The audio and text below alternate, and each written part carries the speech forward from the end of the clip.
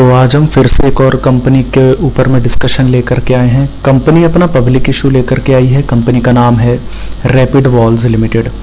इस कंपनी का आईपीओ आप सभी जानते हैं कि कल खुला था। हालांकि हम वीडियो थोड़ा लेट बना रहे हैं बट काफ़ी यूज़फुल है। अभी आईपीओ खुला हुआ है और परसों ये आईपीओ ओपन हुआ था 23 सितंबर को और 25 यानी कि आज अभी इस वक्त ये आईपीओ ओपन है।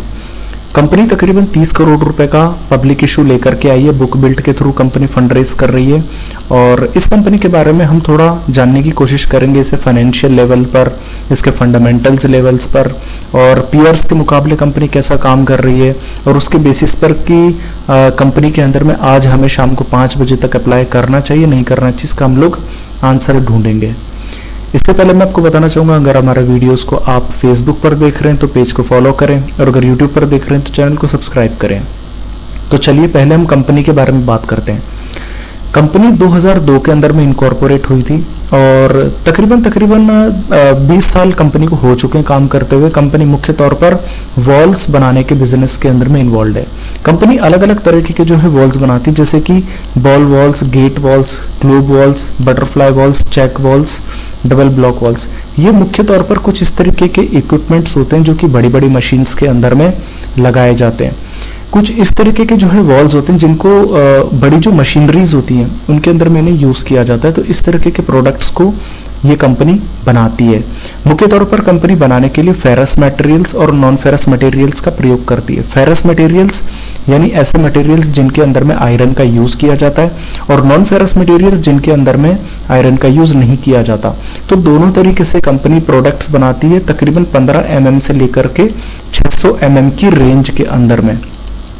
इसके अलावा कंपनी के पास में एक मैन्युफैक्चरिंग यूनिट है जो कि मुख्य तौर पर कई तरह की मशीन्स बनाती है, जैसे कि सीएनसी मशीन्स हो गई, वीएमसीज, टेस्ट बेंचर्स हो गए, EOT cranes, lathes, milling machine, drilling machines, grinders, saws, testers, lapping machines, इस तरीके की काफ़ी सारी मशीनरीज बनाने के अंदर में इन्वॉल्व है। तो ये बात क्लियर हो जाता है कि रैपिड वॉल्स पूरी तरीके से एक मैन्युफैक्चरिंग सेक्टर की कंपनी है। तो ये इकोनॉमिकल एक बेसिस पर चलने वाली कंपनी कही जाती है। अगर हम इसके आईपीओ के बारे में बात करें तो देखिए आईपीओ इसका खुला था 23 सितंबर को, यानी कि परसों इस कंपनी का आईपीओ आया और 25 सितंबर यानी आज शाम को 5 बजे तक इस कंपनी का आईपीओ खुला रहेगा। हर एक शेयर की जो फेस वैल्यू है वो 10 रुपए है। कंपनी का जो प्राइस बैंड है वो 210 रुपए से लेकर के 222 रुपए का रखा गया है। लोअर बैंड जो है 210 रुपए का है और अपर बैंड 222 रुपए का है। हर एक लॉट के अंदर में 600 शेयर्स जो है कंबाइंड है। इसके अलावा कंपनी कुल मिलाकर के 30 करोड़ रुपए का पब्लिक इशू लेकर के आ रही है। तो पहली बात तो ये चीज क्लियर हो जाती है कि कंपनी बहुत छोटा इशू लेकर के आ रही है, बहुत छोटे साइज की कंपनी है। मैं आपको पहले ही बता चुका था, मैं एक वीडियो ऑलरेडी क्रिएट कर चुका हूं जिसके अंदर में मैंने बताया था कि इस पूरे वीक के अंदर में 13 कंपनीज के पब्लिक इशू आने वाले हैं। 23 को यानी कि परसों 3 आईपीओस जो है बाजार के अंदर में आ चुके हैं, जिनके अंदर में एक पब्लिक इशू हमारा इस कंपनी का रैपिड वॉल्स का होने वाला था। हालांकि बाकी कंपनीज के जो पब्लिक इशू थे वो 150-200 करोड़ रुपए के थे, थोड़े से बड़े थे, बट 30 करोड़ रुपए का पब्लिक इशू बहुत छोटा है। अब क्या ये चीज बुरी होती है? देखिए मैं बुरा नहीं कह सकता, क्योंकि डिपेंड करता है कि कंपनी अपने शेयर को किस भाव पर लेकर के आ रही है और आपके लिए बेंच पर कितना पैसा बचता है, इस चीज पे डिपेंड करता है। 30 करोड़ रुपए हालांकि कम इस सेंस में कि कंपनी के शेयर्स में अगर आप अप्लाई करते भी हैं तो अलॉटमेंट मिलने के चांसेस बहुत कम होंगे, बस दिक्कत इसमें यही होती है। तो कंपनी अपना बहुत छोटा इशू लेकर के आई है। अगर आप इसके अंदर में अप्लाई करते हैं छोटे रिटर्न्स के लिए, ऐसे में जो बड़ी कंपनीज है जो बड़े बड़े पब्लिक इशू लेकर के आ रही है तो वो हमारे हाथ से ना छूट जाए। तो ये किसके अंदर में रिस्क यहाँ पर निकल करके आता है कि कंपनी बहुत छोटा इशू लेकर के आई है। हालांकि देखिए अच्छी चीज ये है कि पूरा का पूरा 100% इशू जो है फ्रेश इशू के थ्रू होगा। यहाँ पर ऑफर फॉर सेल का कोई सीन नहीं है। कंपनी के प्रमोटर्स अपनी इक्विटी को लिक्विडेट या बेच नहीं रहे हैं। कंपनी अपनी ही हिस्सेदारी को बेच करके फंड रेज कर रही है। तो 30 करोड़ रुपए का पूरा फंड फ्रेश इशू के थ्रू जनरेट हो रहा है। यहाँ पर ओएफएस का कोई भी सीन नजर नहीं आ रहा है। इसके अलावा कंपनी जो बुक बिल्ड के थ्रू फंड रेज कर रही है।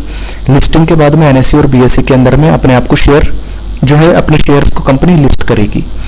आईपीओ जो है 23 सितंबर को मंडे को ओपन हुआ, जो क्लोज होगा आज 25 सितंबर को बुधवार को शाम को 5 बजे के करीब तक आपके पास में मौका होगा। इसके अलावा 26 सितंबर को गुरुवार को आपको पता चल जाएगा कि आपको अलॉटमेंट मिला है या नहीं मिला है।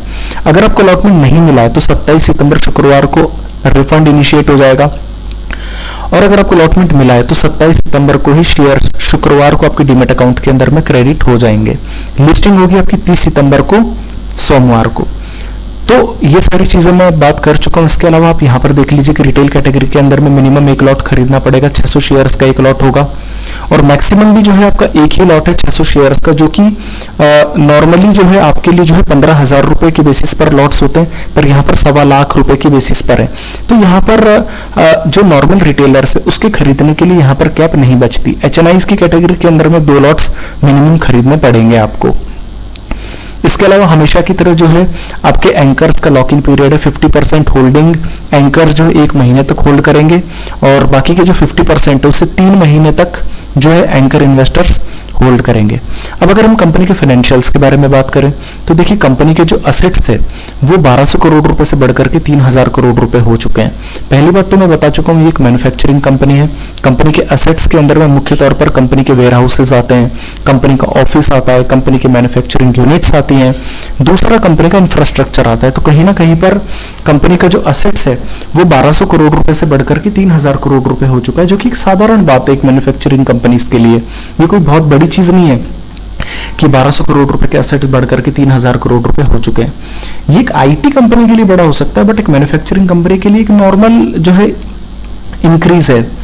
दूसरी अगर हम लोग बात करेंगे रेवेन्यू की, तो रेवेन्यू का मतलब हो गया हमारा सेल फ्रॉम ऑपरेशंस या रेवेन्यू फ्रॉम ऑपरेशंस, जो कि 2022 में 1200 करोड़ रुपए था, बढ़कर के 3500 करोड़ रुपए हो गया। ये चीज अच्छी है, पर एक चीज मैं आपको बता दूं, माल ज्यादा बेचना इंपॉर्टेंट नहीं होता, माल ज्यादा प्रॉफिट में बेचना इंपॉर्टेंट होता है। तो वो हम लोग अगर गौर करें तो देखिए प्रॉफिट आफ्टर टैक्स कंपनी का जो था 30 करोड़ का था, जो बढ़कर के 425 करोड़ रुपए हो चुका है। अब कई लोगों को तो बड़ी खुशी होगी देख करके कि कंपनी 30 करोड़ रुपए का प्रॉफिट जनरेट कर रही थी, जो कि बढ़ा करके 450 करोड़ रुपए का प्रॉफिट हो गया। बट आप एक चीज को समझिए कि प्रॉफिट आफ्टर टैक्स के अंदर में सारे रेवेन्यूज, चाहे वो ऑपरेटिंग और नॉन ऑपरेटिंग जो रेवेन्यूज होते हैं वो भी काउंट किए जाते हैं।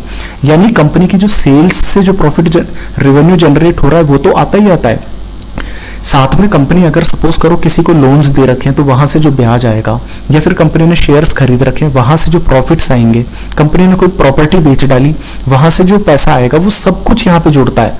तो ऐसे में प्रॉफिट आफ्टर टैक्स सिर्फ अकेले इसको स्टडी करना सफिशिएंट नहीं है, आपको देखना पड़ेगा कि प्रॉफिट कहाँ से आ रहा है, ये ऑपरेटिंग रेवेन्यू से आ रहा है या नॉन ऑपरेटिंग से आ रहा है। तो अचानक से 28 करोड़ का यहाँ पर जो है 450 करोड़ रुपए का प्रॉफिट बदल जाना, ये मेरे को थोड़ा सा ठीक नहीं लग रहा। और दूसरी बात ये कि कंपनी ने पहली बार उन 2-3 सालों में 400-450 करोड़ रुपए का प्रॉफिट देखा और तुरंत जो है पब्लिक इश्यू आईपीओ के लिए अप्लाई कर दिया। तो ये मेरे को थोड़ा सा जो है अजीब लग रहा है कि कंपनी जल्दबाजी में फंड रेज करने की कोशिश कर रही है।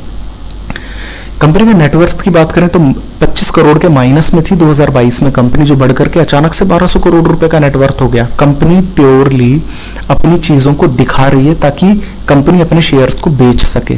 अगर हम लोग रिजर्व्स एंड सरप्लस की बात करेंगे तो 2022 में 80 करोड़ का माइनस था, 2023 में लगभग 40 करोड़ रुपए का माइनस था, जो बढ़कर के 2024 के अंदर में 400 करोड़ रुपए का हो गया। निश्चित तौर पर रिजर्व्स और सरप्लस के अंदर में प्रॉफिट और लॉस इंक्लूड होते हैं, और 2 साल कंटिन्यू कंपनी जो है लॉसेज जनरेट कर रही थी, और अचानक से 450 करोड़ रुपए का जो है रिजर्व और सरप्लस प्लस में आ गया।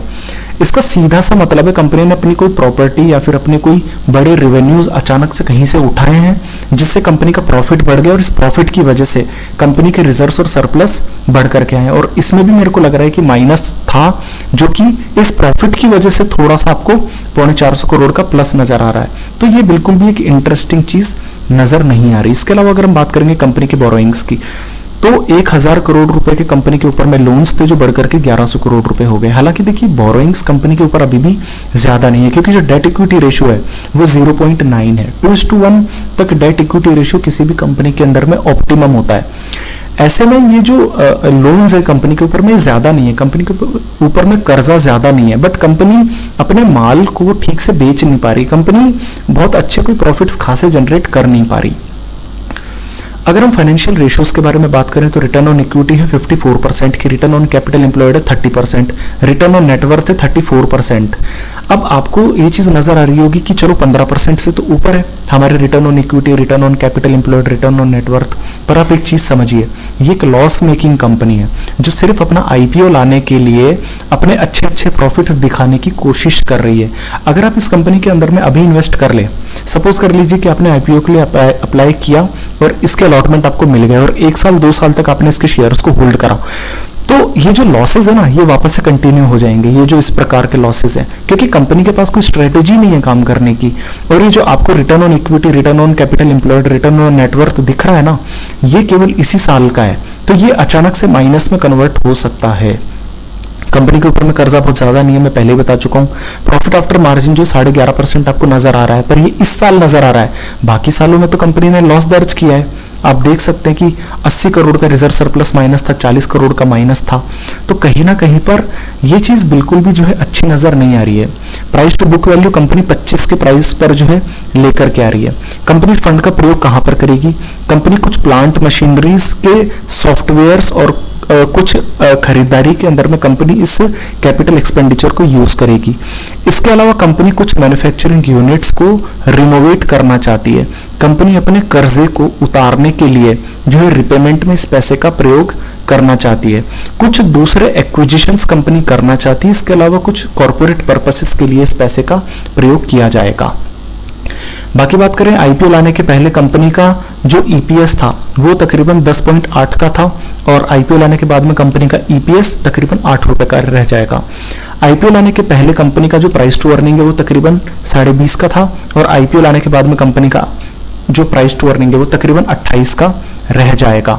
तो ये सारी बातें मैंने कंपनी के बारे में बात करी। अब इसके अंदर में हमें अप्लाई करना चाहिए नहीं करना चाहिए, हम एक बार के लिए इसका ग्रे मार्केट के अंदर में प्रीमियम देख लेते हैं। देखिए ग्रे मार्केट के अंदर में अभी तक इसके जो प्रीमियम थे वो अपलोड नहीं हो रहे थे, पर आज तकरीबन 50 रुपए का प्रीमियम हमें नजर आ रहा है। अगर हम गौर करें, कंपनी अगर हर एक शेयर को अगर 222 रुपए पर भी लेकर के आती तो 50 रुपए के प्रीमियम के आधार पर तकरीबन 25% के आसपास आपको प्रॉफिट हो सकता है। पर बात है कि रिटेल कैटेगरी का शेयर ही नहीं है, आप अप्लाई करेंगे कैसे? तो ये सारी चीजें इसके अंदर में कई सारी दिक्कत वाली चीजें हैं। इसके अंदर में जो मेरे को चीजें बेकार लगी वो मुख्य तौर पर ये लगी कि कंपनी 100 रुपए से लेकर के अगर 150 रुपए तक भी हर एक शेयर की कीमत रखती तो भी ठीक था, भले लॉट्स को आप बढ़ा देते। 200 रुपए के करीब आप जो है अपनी कंपनी को लेकर के आ रहे हो, जबकि दूसरी कंपनीज जो है 100 रुपए के आसपास में अपने शेयर्स को लेकर के आ रही हैं। दूसरी बात है कि बहुत छोटा आईपीओ 30 करोड़ रुपए का फंड रेस कर रहे हैं, हालांकि कंपनी पूरा का पूरा फ्रेश इशू के थ्रू रेस कर रही है, बट 30 करोड़ रुपए बहुत छोटा फंड है। इसके सामने बहुत ऐसी कंपनियां हैं जो 200-300 करोड़ रुपए का फंड लेकर के आ रही हैं और आने वाली हैं, जैसे कि स्विगी को भी जो है परमिशन मिल चुकी है आईपीओ की। तो ऐसी कंपनीज के अंदर में जहां इतना छोटा फंड रेस करा जा रहा है छोटे छोटे आईपीओस के लिए, तो अगर ये कंपनी अच्छे भाव के अंदर में भी शेयर्स लेकर के आ जाती तो भी आपको अलॉटमेंट मिलने के चांसेस कम थे। ये चीज मेरे को दूसरी जो है काफी ज्यादा बुरी लगी। तीसरी बात है कि रिटेल कैटेगरी के अंदर में मिनिमम आपको 600 शेयर्स के लिए यानी कि 1.25 लाख रुपए आपको लगाने पड़ेंगे। अब एक चीज सोचिए, जब बड़ी बड़ी कंपनीज अच्छे अच्छे आईपीओ लेकर के आ रही है, बड़े बड़े साइज के आईपीओ लेकर के आ रही है, उसमें 15,000 रुपए की मिनिमम लिमिट है, यहाँ पे 1.25 लाख रुपए की लिमिट है, तो ऑब्वियसली ये हमारे लिए है भी नहीं। तीसरी सबसे बड़ा इसमें ड्रॉबैक मेरे को ये नजर आता है। चौथा सबसे बड़ा ड्रॉबैक मेरे को ये नजर आता है कि कंपनी अचानक से प्रॉफिट्स बढ़ा रही है। यहाँ पर ये मेरे को नॉन ऑपरेटिंग रेवेन्यूज यहाँ पर या नॉन ऑपरेटिंग इनकम यहाँ पर मेरे को होती हुई नजर आ रही है, जो कि हिडन है। इसके अलावा जो है कंपनी यहाँ पर अभी अपने प्राइस टू अपने जो return on equity, return on capital और हमारे जो रिटर्न ऑन नेटवर्थ है ये दिखाने की कोशिश कर रही है। सिर्फ इस साल का जो है नतीजा है, तो कहीं ना कहीं पर मुझे यहाँ पर कोई इंटरेस्ट आया नहीं। इसके अलावा कंपनी में सबसे बुरी बात है कि कंपनी का जो ग्रे मार्केट में प्रीमियम है वो सिर्फ 50 रुपए का है, कंपनी सिर्फ 25% आपके लिए छोड़ेगी। तो ऐसे में इस कंपनी के अंदर में अप्लाई करने का मुझे कोई रीजन नजर आता नहीं है। 1.25 लाख रुपए मैं ऐसी कंपनी में क्यों अप्लाई करूंगा जिसका भविष्य तक भी अभी तक पूरा का पूरा संकट में, लॉस मेकिंग कंपनी है। तो इसको टोटल अवॉइड करिए। बाजार के अंदर में बहुत सारे आईपीओस आ रहे हैं और लगातार आने वाले हैं, तो उनके अंदर में हम पैसा लगाएंगे, ना कि इस तरीके की छोटी छोटी कंपनीज के अंदर में।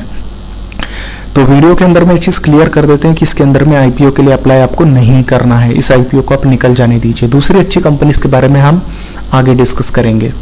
वीडियो के अंदर में आज के लिए इतना ही। धन्यवाद।